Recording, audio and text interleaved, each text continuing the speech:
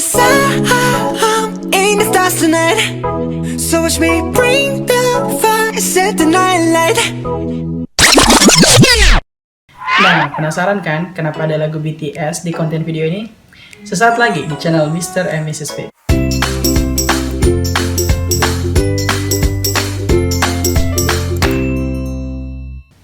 Hello, what's going on guys? Welcome back again to Mr. and Mrs. Fit channel. Today we're gonna be talking about song lyrics. Hari ini kita akan belajar tentang lirik sebuah lagu. Di kurikulum 2013, pelajaran ini kalian pelajari di kelas 9 dan kelas 10, if I'm not mistaken, di mana kalian akan belajar tentang understanding song lyrics. Nah, apa saja yang harus kalian pahami di topik ini? Let's get started. Yang pertama yang harus kalian pahami di topik ini adalah definisi dari song. Now, the first thing you need to understand about this topic is the definition of song. According to Oxford Dictionary, song is a piece of music with words that you sing. Berdasarkan Oxford Dictionary, lagu adalah bagian dari musik yang memiliki kata dan dinyanyikan. Hal kedua yang harus kalian pahami di topik ini adalah generic structure. Apa generic structure dari song? Yang pertama adalah intro. So intro is the introduction that establish the melody, harmonic, and rhythmic that related to the main body of a song. Untuk memahami bagian-bagian dari lagu termasuk intro, I have prepared one song for you and I guarantee you gonna love it. Ini dia contoh lagu yang akan kita bedah khusus untuk topik ini. Check this one out. Cause I'm in the stars tonight. So watch me bring the fire, set the night light. Oke, di bagian ini seperti yang kalian lihat, Jungkook memperkenalkan lagu tersebut. Ya, dia memberikan intro sebelum masuk ke verse-nya. Nah, apa itu verse? Verse adalah bagian kedua dari generic structure dari sebuah lagu. Sesaat lagi. Bagian kedua dari lagu adalah verse. Verse adalah the part of a song that tells the story. Di bagian inilah lagu diceritakan, seperti apa emosinya, siapa orangnya, dan sebagainya. Nah, untuk membuat kalian mengerti, kita lihat contoh verse dari lagu BTS berikut ini. Shoes on, get up in the morning, cup of milk, let's rock and roll. Kink out, kick the drum, rolling on like a rolling stone. Sing song when I'm walking home, jump up to the top of the brown. Ding dong, call me on my phone. Bagian ketiga dari lagu adalah chorus. Ini adalah bagian yang paling favorit dan disinilah semua orang terkadang bernyanyi bersama. So what is a chorus? Chorus is the summary of the song. It can be in the beginning of the song, or it can come in the middle, or it can come at the end of the song. Nah, seperti apa chorus dari lagu BTS? Kita lihat lagi videonya. Yuk.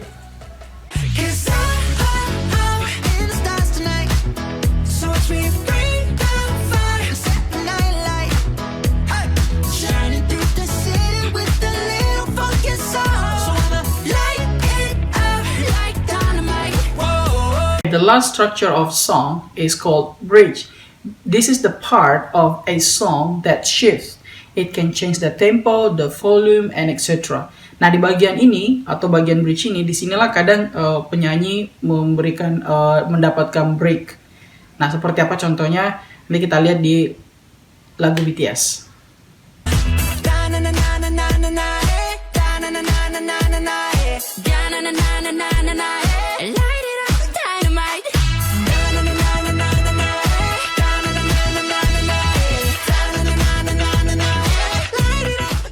Oke guys, itu adalah beberapa contoh dari generic structure sebuah lagu. Sebetulnya ada banyak contoh-contoh lain dari generic structure, cuman aku hanya menjelaskan beberapa bagian ini. Ada juga disebut coda, auto, tapi aku ngambil 4 bagian ini yang paling sering kita gunakan dalam sebuah lagu. Oke, kita lanjut ke hal ketiga, yaitu language features of a song.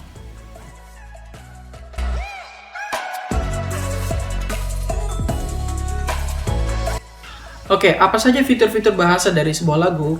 Yang pertama, lagu menggunakan repetition. Repetition adalah kata atau kalimat yang diulang-ulang. For example, dari lagu Justin Bieber, kalian pasti familiar dengan kata Nah, ini adalah contoh repetition. Oke, language feature kedua yang akan aku bahas untuk mengenai lagu adalah the use of figurative language. Atau kalau kita sering baca, lebih dikenal dengan istilah majas. Nah, ada 3 majas atau ada 4 majas yang sering kita gunakan dalam sebuah lagu. Yang pertama adalah metaphor, kedua adalah simile, yang ketiga adalah personification, and yang terakhir adalah hyperbole. Nah, apa itu metaphor, simile, personification, hyperbole? Aku jelasin sekarang. Oke guys, jadi contoh pertama dari figurative language kita adalah metafor. Intinya metafor itu adalah majas yang menyatakan bahwa suatu hal adalah hal yang lain. Contoh, kalau misalkan saya mengatakan my mom is my angel, I'm not saying that my mom is a real angel. I'm saying that my mom is a good person, always protect me, and so on. Kalau misalkan saya bilang ibu saya adalah malaikat saya, artinya ibu saya bukan seorang malaikat like literally, tapi ibu saya adalah orang baik yang membantu saya, yang selalu melindungi saya, dan sebagainya. Nah, ini ada beberapa contoh. Yang pertama adalah he's a shining star, artinya dia adalah seorang bintang yang sedang bersinar, artinya artis atau penyanyi yang sedang populer, bukan bintang like literally ya, tapi kita memberikan gambaran objek bintang karena dia bersinar, artinya dia sedang populer. Dan yang kedua adalah you are my sunshine, dan terakhir adalah the world is a stage. Oke guys, nah contoh figurative language yang kedua adalah simile. Simile adalah majas yang membandingkan dua hal. Biasanya kita membandingkan sifat manusia dengan sifat hewan. Contoh, he is as busy as a bee, artinya dia sibuk. Sibuknya itu seperti seekor lebah. Nah, gampang kan? Begitu juga dengan yang they fought like cats and dog. Nah, pernah kan lihat anjing dan kucing berkelahi? Nah, itu kita gunakan gambarannya ketika dua orang sedang bertengkar. Intinya, simile membandingkan dua sifat atau membandingkan dua benda dengan sifat yang relatif sama. Gitu ya. Contoh ketiga adalah personifikasi. Personifikasi adalah majas yang dimana kita memberikan sifat manusia kepada hewan atau benda mati.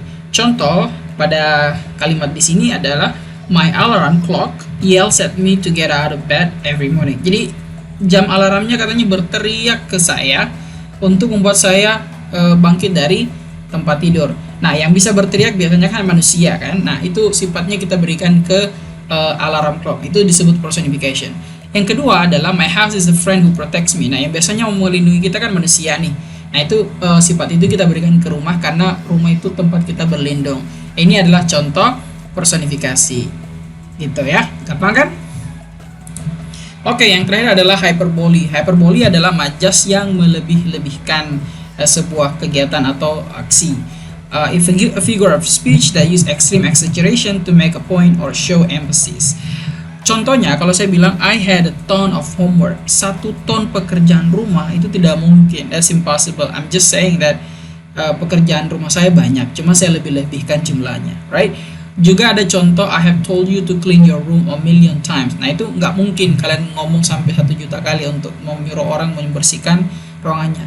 You're saying that you have said it many times. Cuman pakai kata a million times untuk menekankan aksinya atau menekankan bahwa itu udah berulang kali dikatakan. Intinya hyperbole adalah melebih-lebihkan. Oke, gampang kan? Oke guys, kita udah masuk ke bagian terakhir dari fitur-fitur dari lagu. Yang terakhir adalah social function dari sebuah lagu. Pesan atau fungsi utama dari sebuah lagu adalah to deliver a message, to deliver a message to the listeners. Jadi menyampaikan sebuah pesan kepada pendengar, baik itu berupa pesan moral atau protes atau apa saja.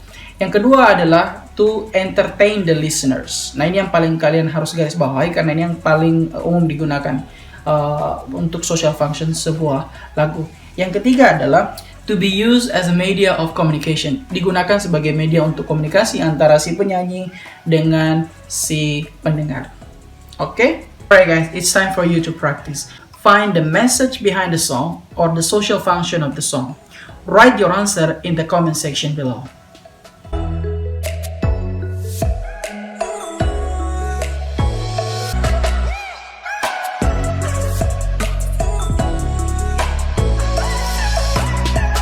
Alright guys, this is the end of our lesson today. I hope you learned something from it, and as usual, don't forget to like this video, subscribe to our channel.